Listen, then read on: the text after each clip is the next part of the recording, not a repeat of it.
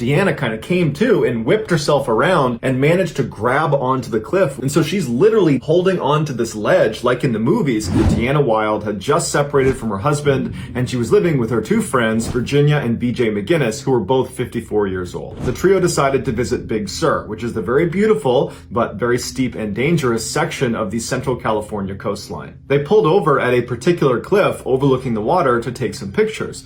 Afterwards, as they were getting ready to go back to their car, Deanna wanted a closer look, so she stepped to the edge of the cliff where she lost her footing and she fell 500 feet to her death. It was ruled an accident, so investigating officers refrained from taking any on-scene photographs, accepting instead Virginia's photographs that she said she had taken right before it happened. Deanna's mother was unable to afford a funeral for her daughter, and so the only person she could think to ask to help her was a lawyer that went to the same church as her. His name was Steve Keeney. He wound up learning about the case, and he discovered that her two friends, Virginia and BJ, had actually taken a life insurance policy out on Deanna the day before she fell off the cliff. And so Steve began digging into the backgrounds of Virginia and BJ, and he discovered that Virginia had a history of being around a high number of accidental deaths and suspicious fires, and that she had cashed in a whole bunch of life insurance policies. So all of a sudden, Deanna's death did not look accidental. Steve would become obsessed with the idea that the McGinnises were behind Deanna's death,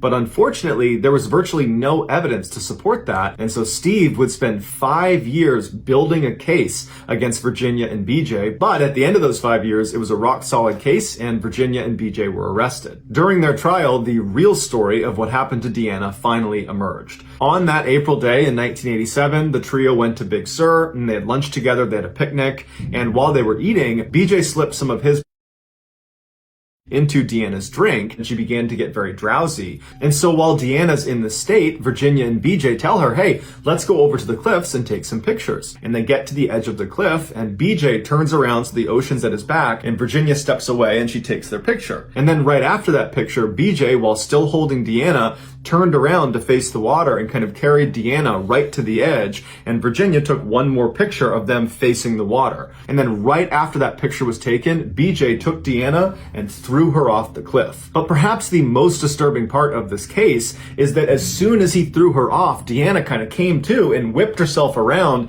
and managed to grab onto the cliff with her hands. And so she's literally dangling, holding onto this ledge like in the movies, begging to be pulled back up. And Virginia and BJ, instead of helping her back up, picked up rocks and bashed her hands until she fell off the cliff. Ultimately, it would be these last two pictures that Virginia took that got her and BJ convicted of killing Deanna. And the only reason these pictures existed is because Virginia wanted a trophy from the killing, because she was actually an uncaught serial killer that went around killing people and cashing in their life insurance policies. One of her victims even included her own 3-year-old daughter. BJ would actually die during his trial. As for Virginia, she was found guilty and sent to jail for life.